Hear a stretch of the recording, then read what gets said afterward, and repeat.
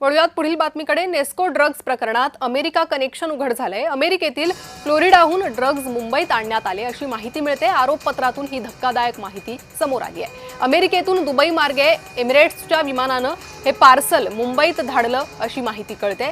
13 फेब्रुवारीला उल्हासनगरच्या दीपेश हेमवानीकडे हे पार्सल मिळालं। नेस्को टेक्नो कॉन्सर्टमध्ये विद्यार्थ्यांना ड्रग्जची विक्री त्यानंतर करण्यात आली।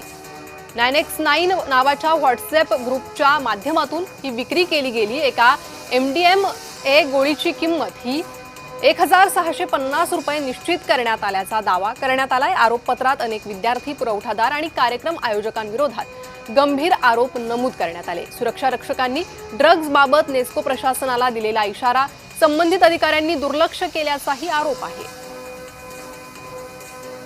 तर अमेरिकेतील फ्लोरिडाहून हे ड्रग्ज मुंबईत आले अशी माहिती आरोपपत्रातून समोर आलेली आहे।